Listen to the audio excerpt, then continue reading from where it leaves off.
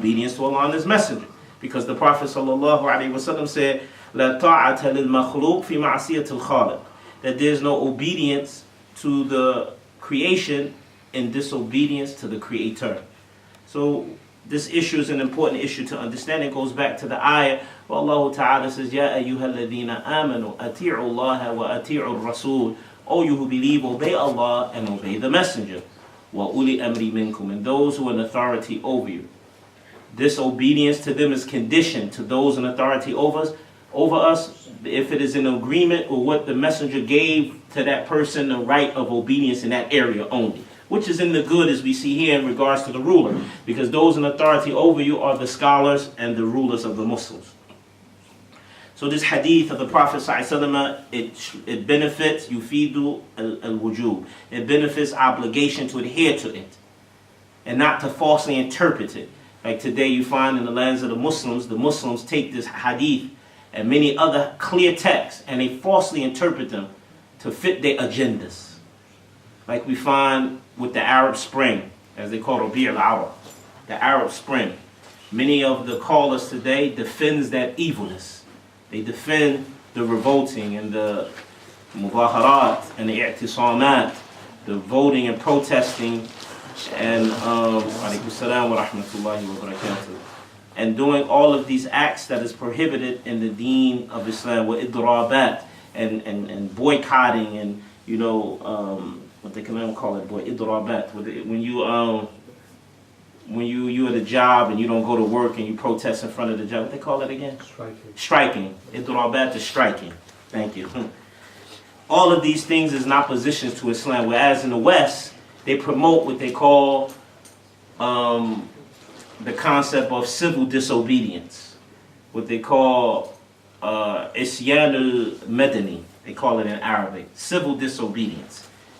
This is falsehood. This is the belief that was impressed upon the West from Marxism. Civil disobedience, protesting, and this is how they go about changing things. This is not from the deen of Islam. Our deen is based on commanding with the good and forbidding the evil. And for commanding the good, forbidding evil, we don't have no narrations from the Salaf that they use these means. So this is worship, in other words. And worship stops at the Book of Allah and the Sunnah of His Messenger, sallallahu alayhi wa sallam. Also, the Shaykh, he says the statement, hearing and obedience. He says we benefit from this statement, bis-sam'i wa ta'ati, adherence and obedience, is qabhu man adhara sam'a lil-walat وَأَضْمَرَ الْمُخَالَفَةَ لَهُ, although the repugnance of those who make obvious their listening to the leader, but they hide within their hearts opposition to them, hatred and opposition to them. We also benefit in this hadith statement, hearing and obeying, تَلَازُمُ السَّمْعِ وَالطَّاعَةِ لِوَلَاةِ الْأُمُورِ فِي جَمِيعِ الْأَحْوَالِ إِلَّا فِي مَعْصِيَةِ اللَّهِ تَعَالَى. And that is clinging and adhering, mutual adherence to hearing and obeying to the rulers of the Muslims in every situation except in the case of disobedience to Allah and His Messenger, sallallahu alayhi wa sallam. This is an important point because today, y'all live here in the West, but in the lands of the Muslims, people who lived in the lands of the Muslims, especially in the Arab world, would see what took place in Tunis, what took place in Egypt, what took place in a few other countries that participated in this Arab Spring. It didn't lead to no goodness whatsoever. Like I said before, as the Salaf said, مَا خَرَجَ الْقَوْمِ عَلَى حُكَامِهِمْ لِظُلْمٍ أَصَابَهُمْ إِلَّا يَكُونُ بَعْدَ ذَلِكَ أَفْسَدَ يَكُونُ الْأَمْرُ بَعْدَ ذَلِكَ أَفْسَدَ أو كما قالوا. As the Salaf said, no people revolt against their ruler because of some oppression that afflicted them, that befell them, except that what will be the case after the revolting will be worse than it was before they revolted. And that's the case, as we said yesterday, we look in Egypt, because I only know the experience of Egypt. In every facet of Egyptian life, things is worse. In every area, things is worsened. And in spite of that, the people don't learn. They still revolting. This is never the solution for a problem, because the ruler is a result of the people. As we said, إِذَا انصَلَحَ الْقَوْمِ الشَّعْبِ انصَلَحَ الرَّئِيسِ. That if the ruler, the people are righteous, the ruler will be righteous. إِذَا انطَلَحَ الْقَوْمِ انطَلَحَ الرَّئِيسِ. And if the leader is corrupted, then if the people are corrupted, then the ruler will become corrupted. This is a direct result. And this is something that we need to understand, that change don't start from above, but it starts from below. Like when the people came to Hassan al-Basri, and they said to Hassan al-Basri, they wanted to revolt against the ruler at the time. He said to them, what your spears and your swords going to do with the punishment of Allah upon you? It's not going to stop Allah's punishment. He says change don't take place here, meaning on the earth. It takes place from up here. Bit-tawbah, wa-ruju' ila ta'atillah, with repentance and returning back to the obedience of Allah. This is what changes the state and condition of a people. Not more money, not more organization. These are subsidiary benefits. But the core thing that changes any situation is obedience, more submission within the heart, more compliance to the commandments of Allah, more remembrance of Allah, more defense of the deen of Allah. Like this is where help comes from Allah. As Allah Tabarak says, إِن يَنْصُرْكُمُ اللَّهَ فَلَا غَالِبَ لَكُمْ. That if Allah was to help you, there's no one to ever conquer you. وَإِن يَخْذُلْكُمْ فَمَنْ ذَا الَّذِي يَنْصُرُكُمْ مِنْ بَعْدِ وَعَلَى اللَّهِ فَلْيَتَوَكَّلِ الْمُؤْمِنُونَ. Allah Tabarak says, and if He abandons you, Allah, He don't aid you and help you, there's no one afterwards who could come and help you. So let the believers put their trust upon Allah Azza wa Jalla. Wa alaikum salam wa rahmatullahi wa barakatuh. So this is a reality that every Muslim now, we referring here to the Muslim rulers. This is important for all Muslims to know. Because I think everybody was flabbergasted, was discombobulated, was put in disarray and run amok when they saw the Arab Spring take place. They didn't know what the position of Islam in regards to that stuff.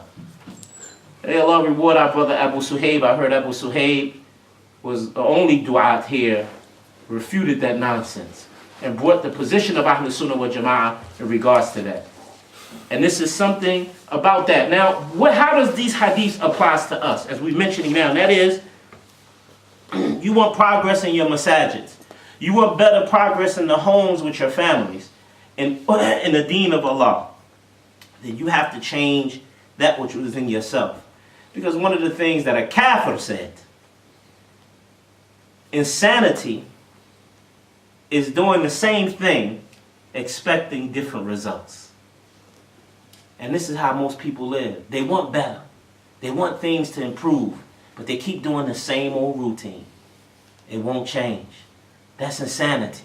When you think you're going to do the same thing and get a different result. Never, no ever, no ever. You want better, you want improvement, you have to change yourself.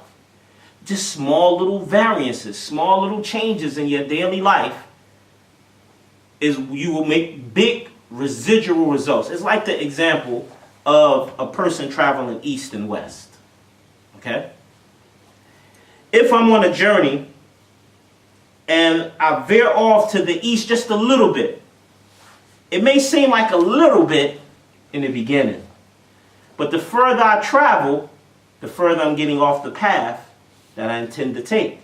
And it becomes a big difference eventually. Likewise, little small changes. The daily routine of changing small things in your life that you weren't doing before in acts of obedience to Allah and His Messenger sallallahu alaihi wasallam will bring about changes eventually in your life. Of a life being filled with blessings in your affairs. A life being filled with Allah Tabarak wa Ta'ala blessing you to achieve great things in the deen and gaining high ranks in the religion with Allah Azza wa Jal and status in the dunya with the people and so on and so on and so on. With small little changes, making it for the fajrs, making your morning dhikr, reciting the Quran on a regular basis, trying to practice hadith and encourage them upon the family. These small little changes, things you'll see effects of it in the long run. So this is important how this applies in another way. Being obedient, hearing and obeying Allah and His Messenger, no matter what your situation is. as the Sheikh says, in which we're about to get to the next point, which is connected to that, what I just said. He says the other thing we benefit from hearing and obeying, أن من علامات صاحب المنهج الحق الثبات على منهجه وعدم التلون في عسره ويسره ومنشطه ومكرهه وأثرة عليه. And that is, he says, that from the signs of a person who is adhering to the true methodology is firmness upon that methodology. During times of hardships, during times of ease, during times of vigorous and zealous when you're full of energy, during times when you're not so energetic and things is difficult, during times when things is you have feeling some oppression against you, or some selfishness being treated towards you, you still be on that same thing. He says, بِخِلَافِ غَيْرِ, which is the opposite case of someone else other than the one on the prophetic methodology, the true methodology. It's the opposite case of the person who's not upon this methodology. مِمَّنْ لَيْسَ لَهُ مَبْدَأٌ ثَابِتٌ وَقَاعِدَةٌ مُسْتَقِرَّةٌ. Especially, he said, with the one who is not, his initiating of his religion, his deen, is not upon firmness. The foundation of his deen is not upon firmness. It's not upon an established principles. تَارَةٍ تَرَاهُ مُعْرِضًا عَاصِيًا فِي عُسْرِهِ. Sometimes you see this person turning away, disobedient to Allah during times of hardship. وَتَارَةٍ سَامِعًا مُطِيعًا فِي يُسْرِهِ. And other times you'll see him hearing and obeying during ease times. As Allah Ta'ala described these type of people in Surah Tawbah, verse 58, He says, فَإِنْ أُعْتُوا مِنْهَا رَضُوا. That if they're given what they want, they're content and happy. Allah Ta'ala says, فَإِن لَمْ يُعْطَوْا مِنْهَا إِذَا هُمْ يَسْخَطُونَ. But if they're not given what they want from the things they seek, then you see them angry. In other words, they don't have a normal state. They've jumped from emotion to emotion because they're not firm upon this methodology. They're not firm upon the truth, which give you solace under any circumstance, give you a certain character under any situation. You get obedient, you get a little angry, you quickly get over it. You never find this individual falling into disturbances and depressions and sadness and so on and so forth. He says, for this reason, he says, قال الإمام أحمد رحمه الله تعالى ليس ينبغي أن يتبع سنة رسول الله صلى الله عليه وسلم في الرخاء وتترك في الشدة. في مناقب الإمام أحمد صفحة 30 و400. He says, the Sheikh, that Imam Ahmed said, it is not suitable that the sunnah of the Messenger of Allah be followed during times of ease and comfort and be abandoned during times of severity and hardships. Allahu Akbar. We repeat that again. It is not suitable that the sunnah of the Messenger of Allah is to be followed during times of ease and comfort and to be abandoned during times of hardships and difficulty. And this is in the Manaqib Imam Ahmed, a book called Manaqib of Imam Ahmed, meaning the traits and praiseworthy qualities of Imam Ahmed, page 330. Also, we benefit from this statement, hearing and obeying. حصول الخيرية للمؤمن في جميع أحواله إذا لزم حدود الشرع فسمع وأطاع كما هنا.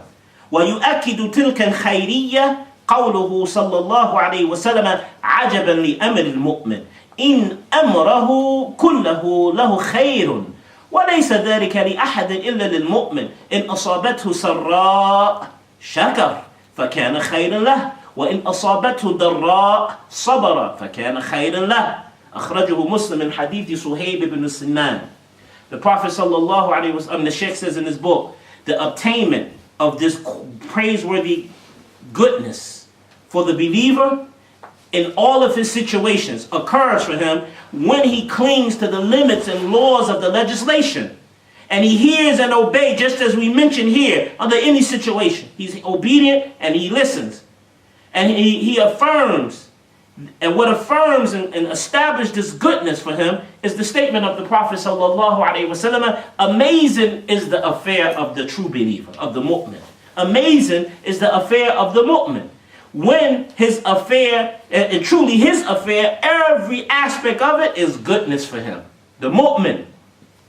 And this is not for no one else except, the Prophet said, the mu'min. No one has this quality except for the mu'min. And if you don't have this quality, brothers, you're not a mu'min. You might be a Muslim, but you ain't reached mu'min yet. And the Prophet went on to describe what is that quality. And when he befalls him pleasurable things, he's grateful to Allah. And this is better for him. And when befalls him hardships, difficulties, harmful things, he's patient. And this is better for him. So no one is like this except for the believer, the mu'min, the true believer. Also, the Shaykh says we benefit from this statement, hearing and obeying, is al-sabr wal-ihtisab عند رؤية الأثرة في الولاة. And that is to have patience and to have looking for a reward, seeking a reward and hoping for a reward when you see selfishness from your rulers towards you. When you see selfishness and oppression from your rulers towards you. That you see, be patient and seek a reward from Allah when you see that. Or see from the ruler's selfishness, disobedience. Also, we benefit from this statement, أن تأليب الناس بسبب الأثرة مخالف لأمر النبي صلى الله عليه وسلم ومناف الصبر والاحتساب. And that is, the Shaykh says, that gathering the people for the reason of some selfishness or oppression that comes from the ruler to talk about it and speak against it in the public is something that is direct opposition to the commandment of the Prophet in this hadith we're talking about, sallallahu alaihi wasallam, and it's also a negation to having patience and seeking a reward from Allah Ta'ala from that oppression or that selfishness you've experienced from those in authority over you, from the Muslim rulers. And this is an important point, because reason why patience must be there, because what takes place from the rule of oppression is a result of us, ourselves as a society. You want better rulership? Change yourselves. Change this environment. And the rulership will change. People don't want to hear that, because that means that might not happen in my lifetime. I busy myself with educating and teaching the people and commanding the good, forbidding evil one another. That might not change the people. It's going to take years. People don't want, they want quick results. So they rather get on the minbar, speak against the ruler, because they're more concerned about their right than the right of Allah and His Messenger. Sallallahu alayhi wa sallam. And so the Shaykh, he says, quoting a statement of Bin Baz about this. He says, قال شيخ مشايخنا الإمام ابن باز رحمه الله تعالى ورحم جميع مشايخنا آمين. He says that Sheikh, the scholar of the scholars, of our scholars, the teacher of our scholars, the Imam Ibn Baz, rahimahullah ta'ala, may Allah the Exalted have mercy upon him, and may Allah have mercy upon all our scholars. He said, ليس من منهج السلف التشهير بعيوب الولاة وذكر ذلك على المنابر لأن ذلك يفضي إلى الفوضى وعدم السمع والطاعة في المعروف ويفضي إلى الخوض الذي يضر ولا ينفع ولكن الطريقة المتبعة عند السلف النصيحة فيما بينهم وبين السلطان والكتابة إليه أو الاتصال بالعلماء الذين يتصلون به حتى يوجه إلى الخير. In quote of Ibn Baz. Ibn Baz says, it is not from the methodology of the Salaf, the minhaj of the Salaf, to make well known the faults of the rulers and to mention that on the podiums, because that will lead to confusion and disarray and a lack of hearing and obedience to them in that which is good, and it will lead to delving into that which causes harm and does not benefit. But however, the follow proper pathway with the Salaf is to give sincere advice to them and sincerity to them in that which is doing that which is between them and between the ruler, not for the public, to bring it to the ruler directly, or to write towards to them, or to connect, call the scholars, those who have a relationship and connected to the ruler, until the direction is so that the direction that want to be directed towards of the goodness is arrived at. And that's what it is. That's what we said this before. That in the lands of the Muslims, that the majority of the Muslims upon this methodology. And they wrote to their rulers, 90% of the people. We don't want this, we want that. You're opposing the truth. the ruler will have no recourse but to follow them. Because majority of the people, this is what they want. And this is an important point to understand because no people do this with the ruler today. One of the things Shaykh Uthaymeen, rahmatullahi alayhi, mentioned in one of his books, one of the ill effects of the rulers today is that they have su'ul bitana. They have an evil people around them who intend evil, got their own personal agendas, and this harms them. They don't have righteous people around them. And then let alone people writing letters and trying to go to them and trying to talk to them on a personal level. This is why even one of the virtues of Saudiya, that the ruler still to this day, every ruler of Saudi Arabia sits at a table to welcome the people to hear their issues and hear what they got to say, hear their advices, so on and so forth. This is from the deen of Allah Tabaraka wa Ta'ala. And this is what the attribute of Ahl Sunnah wal Jama'ah is that has become totally abandoned today. Rather today the Muslims seek nearness to Allah with protesting. Wallahi, even in Egypt, they celebrated Salatul Jum'ah in the Midan al-Tahrir. This is a bid'ah. They celebrated Jum'ah outside in the Tahrir Square. No scholars give permission to celebrate Jum'ah outside of a masjid unless the masjid is too crowded. There's not enough people in the masjid. And some people outside, but there's khutbahs in the masjid. This is a bid'ah from the deen. No difference of opinion from the scholars of the past with this. But you find the Muslims, now they draw close to Allah with disobedience because has mixed in their creed Marxism, has mixed in their creed democracy, has mixed in their creed socialism. And they think it's okay. And they call the people who died doing that as martyrs. They died as a martyr. That's what Marxism teaches. People who give civil disobedience and die, they are martyrs. And the Prophet sallallahu alaihi wasallam said, "Man kharaja an ta'ati wali al-amr," that whoever removes himself from the obedience to the ruler, shibr, to the extent of a small handspan, and dies because of that, mata maytat jahiliyyah, that he dies the death of ignorance. But they say that's the Prophet said the opposite. That's what's meant by the time when the Prophet sallallahu alaihi wasallam said we living in a time where the people will see the sunnah and call that bid'ah, and they will see bid'ah and call that sunnah. That's today. Wallahi, if you was in Egypt and you was on a train or anywhere and you said something, these people not martyrs, you might get beat to death. Possibly. Because the sunnah has become bid'ah. And the bid'ah has become the sunnah, as the Prophet mentioned. Because of ignorance. The rampant spread of it. And we share in that ignorance when we don't learn the deen. When we don't make efforts to learn the religion of Islam. The religion, the knowledge of Islam is so important for a Muslim that the Prophet even gave concession to delay the obligatory prayer because of knowledge being taught. If the one teaching saw a benefit. As happened in Sahih Bukhari, when Ibn Abbas was teaching the people, and the next prayer was about to come in. And somebody stood up and said, "As-salah, as-salah." He said, "Ana adra an sunnati nabi min ahadikum." And the adra sunnati nabi min ahadikum. I'm more knowledgeable of the sunnah of the Prophet than any of you, or the verdicts of the prayer than any of you. So he delayed the prayer until he finished what he was teaching. Then he prayed and made the salah. Allah made concessions up until that because of the importance of knowledge. Rather, Allah Tabaraka wa Ta'ala made knowledge so important in the life of the Muslim, he didn't make his first revelation to obey Allah and his messenger. He didn't make his first revelation to not to commit shirk. He made his first revelation, Iqra, read. He wasn't talking to the Prophet. That address was for us. The Prophet couldn't read. Because you cannot achieve success in deen without it. It's not possible. No, don't even think about it.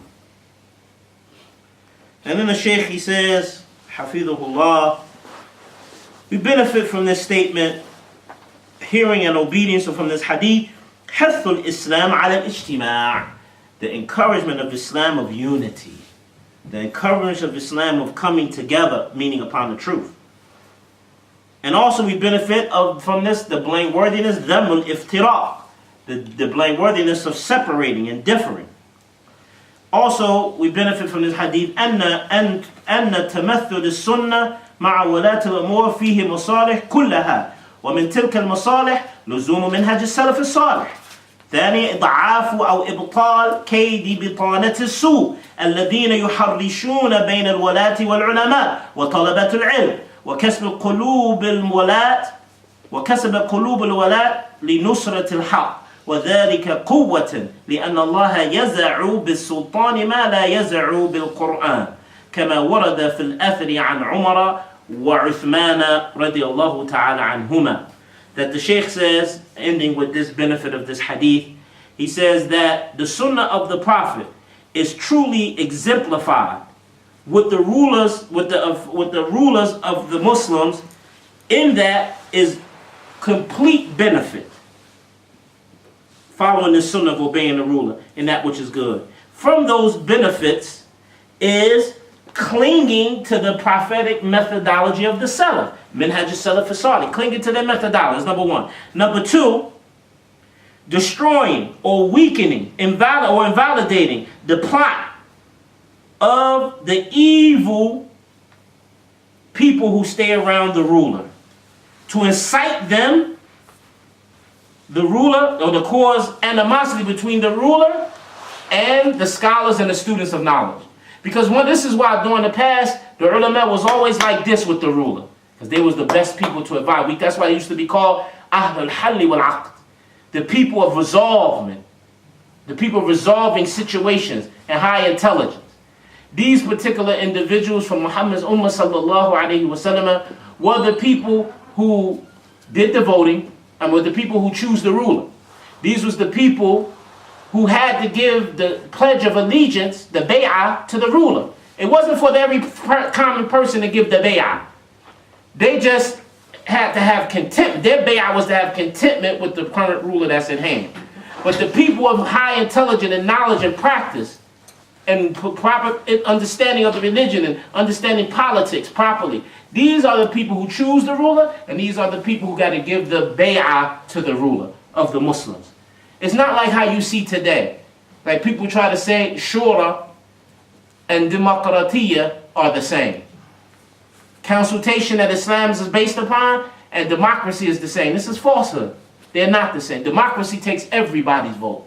Homosexual, murderer, I don't care what you are, all your votes count.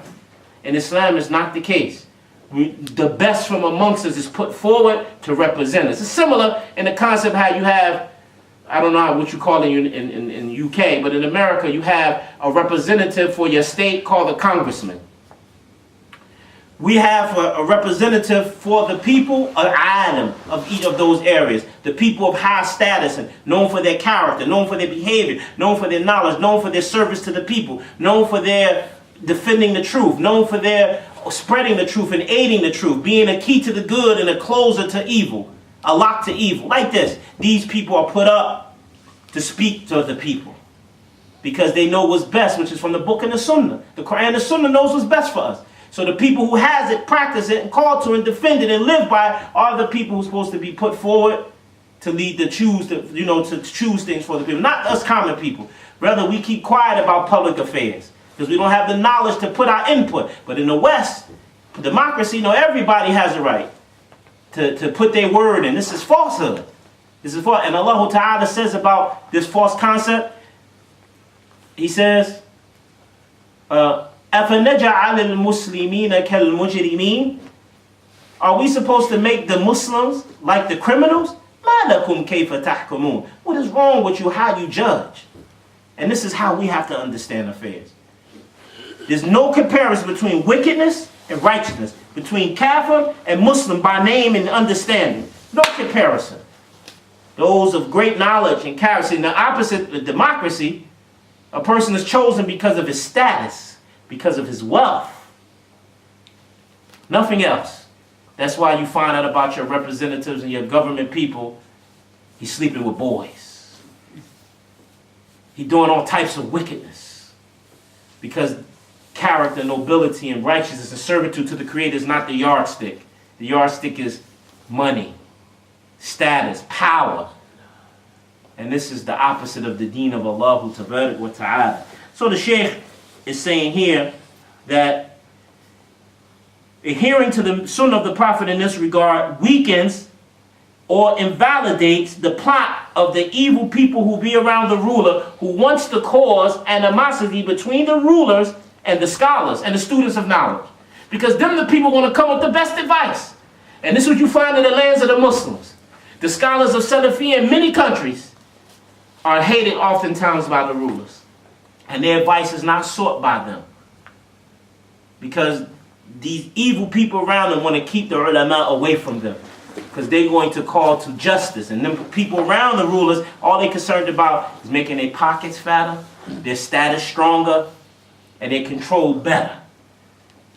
And this is a dunya concept. Whereas Islam is about ikhlas al-amal, sincerity of actions for Allah and aiding the truth.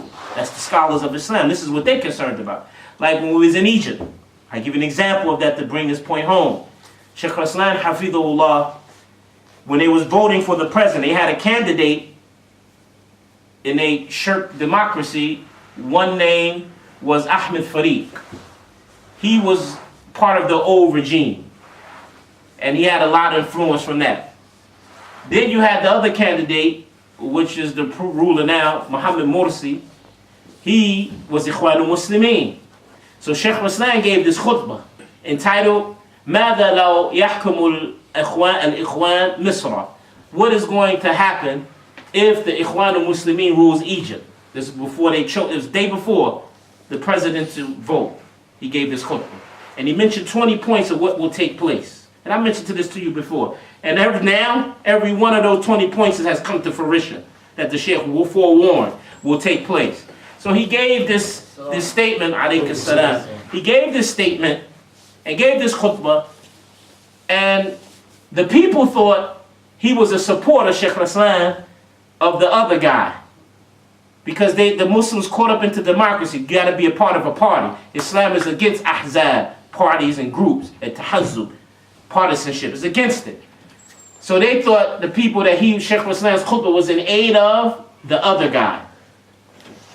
Because he wasn't Ikhwanul Muslimin. They automatically thought this. And so Ahmed Fariq publicly on television in Egypt said, I invite Shaykh Raslan to join me on my candidacy for presidency like this. Because they agree about Ikhwanul Muslimin, the evilness of them.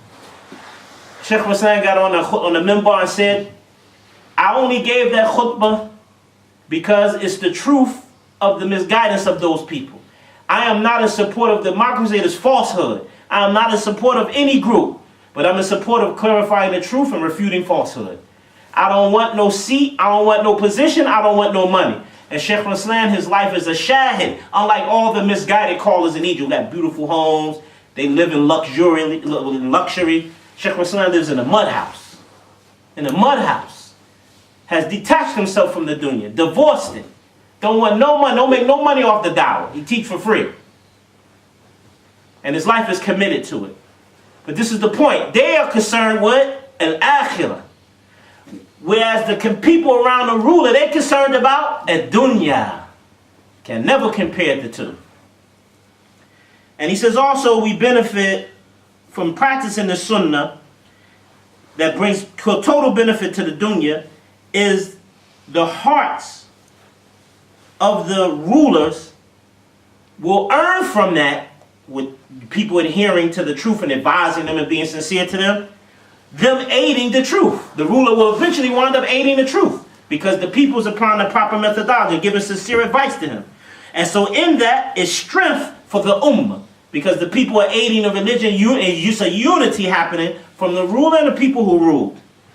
Because Allah Azza wa Jal, as the Umar ibn Khattab and Uthman ibn Affan said, that Allah Ta'ala will be able, that the ruler, that Allah Ta'ala will hinder with the ruler of the Muslim that which the Quran cannot hinder. Yes, the Quran and Sunnah says one thing, but the ruler got the sultan. He got the sulpa, the authority, the power to implement what Allah and His Messenger says.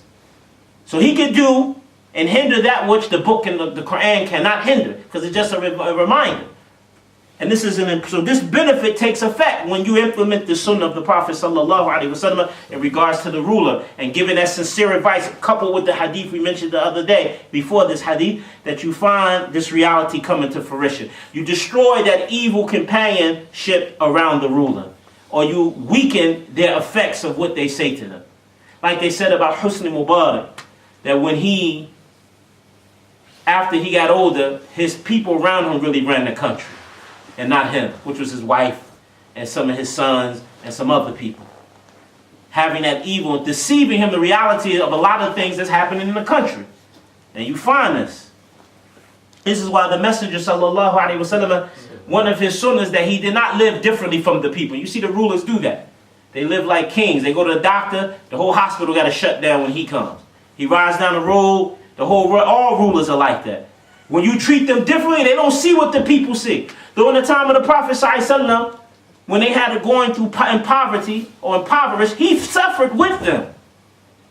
So when the people see the ruler going through the same thing, they're patient. But when they live in foul and the ruler living like a king, it leads to disobedience to the ruler. This is why you find during the time of the Salaf that when the ruler in the army, he was eating one meal a day, a date. They had to have it one date a day in one of the battles, and one of the army when they was traveling to fight. This is how difficult things were. But none of the people in the army complained. Why? Because the ruler, the leader of the army, was doing the same thing as they was. No different from them. They didn't live no different from them. And this is one of the attributes of rulership. He should live like the people live. He shouldn't be living different from the people. And this is part of the problem, what separates and it makes people become elite, and they leave off the low people and focus on those who are like them and aid their interests. Because when you do that, you find that they the ones that put the money up and aid their candidacy and support them and so on and so forth. And they focus on their interests, not the people's interests. And this is what we see in every society, Western society or Kufa-based society. And this is not how Allah and His Messenger intended things to be in regards to rulership. But of course, what you expect when ruling over us, shaitan. The next hadith is the hadith of Abdullah ibn Umar radiyallahu ta'ala anhuma قال قال رسول الله صلى الله عليه وسلم أيما رجل قال لأخيه يا كافر وفي رواية لا فاسق فقد باء بها أحدهما. That the Prophet أخرجه الشيخان يعني Bukhari ومسلم. That the Prophet sallallahu alaihi wasallam says this hadith on the authority of Abdullah, the son of Umar ibn Khattab. May Allah tabarak wa ta'ala be pleased with him. That the Messenger of Allah sallallahu alaihi wasallam said, any man or any person who says about his brother or his sister, O kafir, O major sinner, O innovator, that statement will return back to the one of the two of them. And this hadith is narrated by Bukhari and Muslim. The first benefit we take from this hadith, تهذيب الشارع لجارحة اللسان.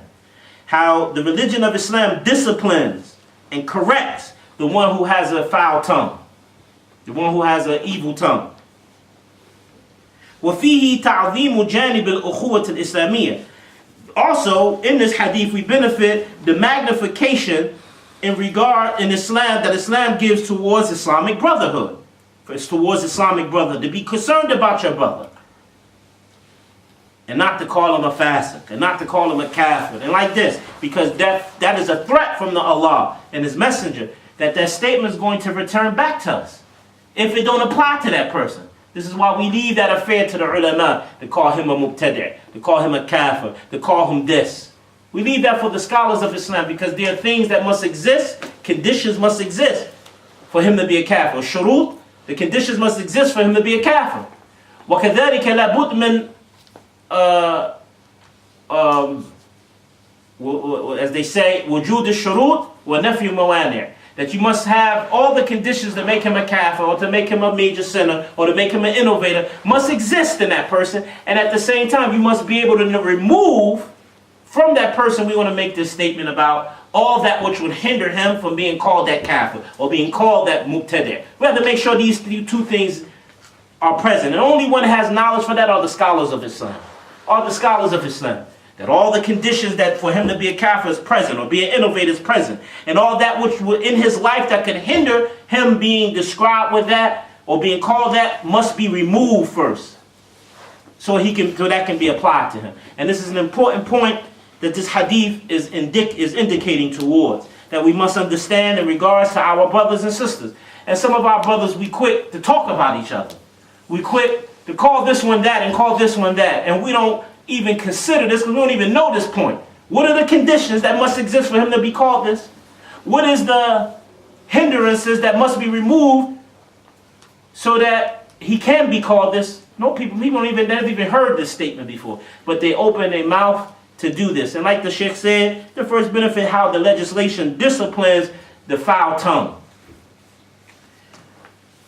He says the next benefit we get from is خطورة القول بلا علم, the danger of making statements without knowledge. The dangers of making statements without knowledge. Next benefit is خطورة القدح في عقائد الناس بلا علم, the danger of attacking the creed of a people when it's not based upon knowledge. The danger of attacking the creed and belief of a people when it's not based off of knowledge. Like people warn against you brothers here in this masjid. Stay away from this masjid because they got a man who called to unity of religions that goes to that masjid. La hawla wa la quwwata illa billah. How can you make a statement like that? Because of one person action, the whole masjid is no good.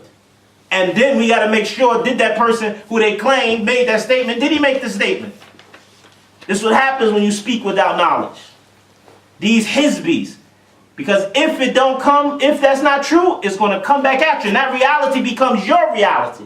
That you become that which you are attributing those people of being. Subhanallah al-Azim, this religion is tremendous. Also, we benefit from this hadith, أَنَّ الْجَزَاءَ مِنْ جِنْسِ الْعَمَلِ, that how you deal with the people is how you will be dealt with by your Creator.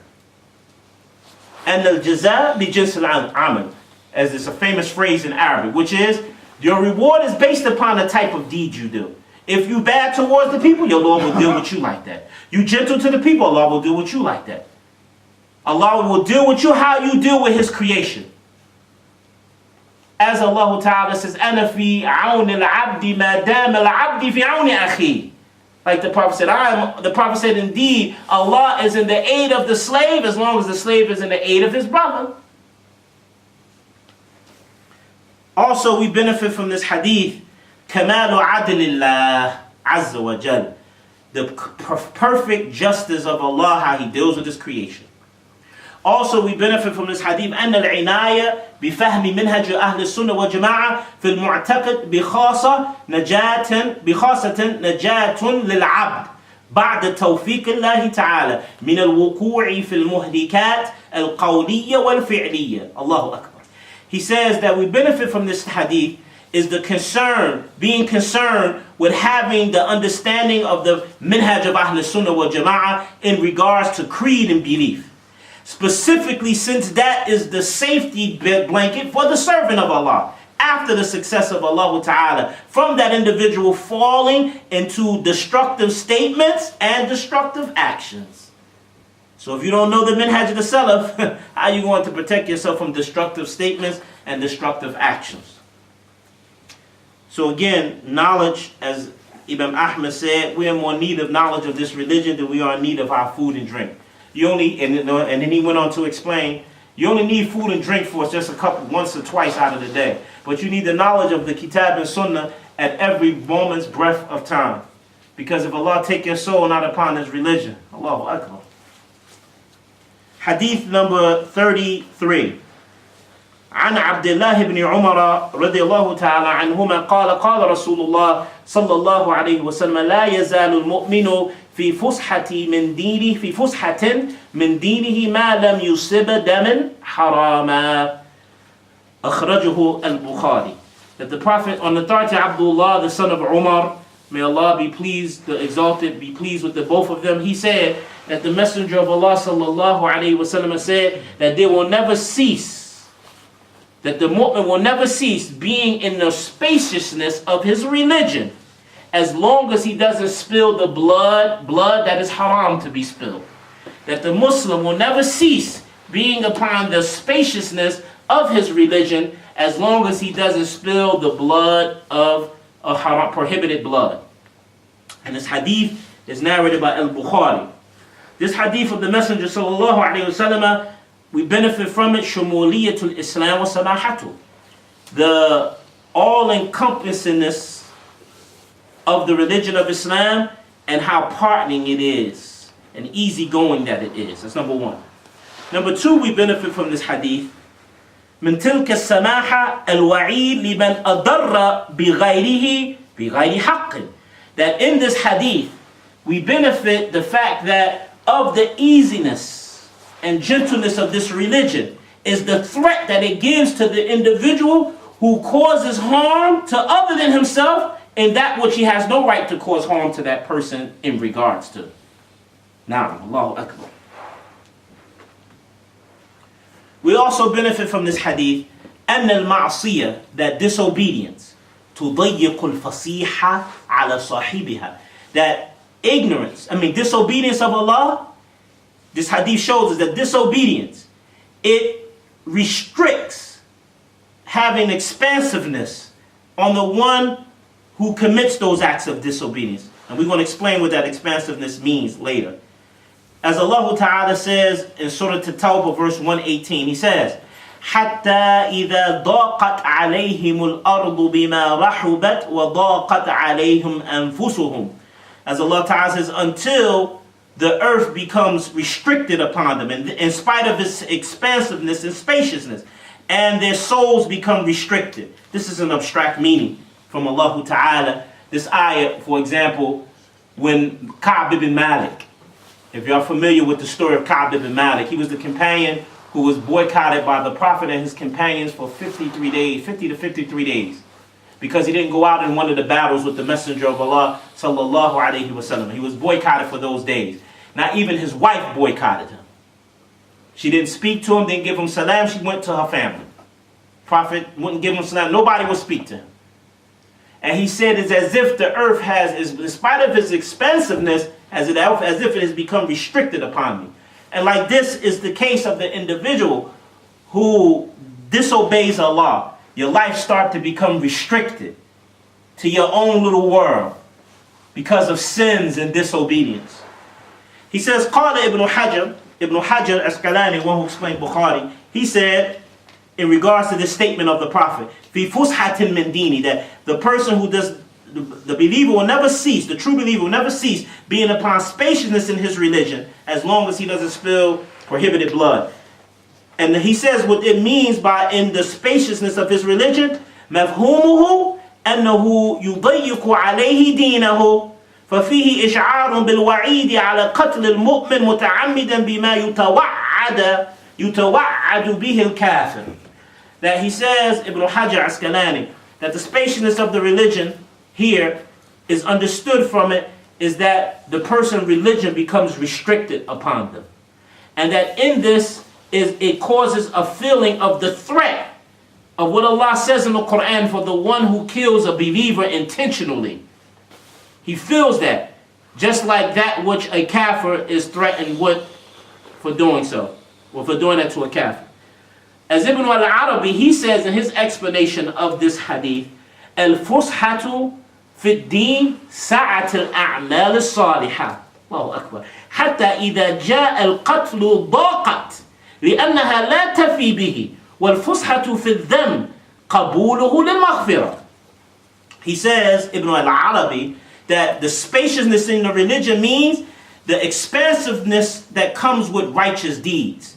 He start losing off doing righteous deeds.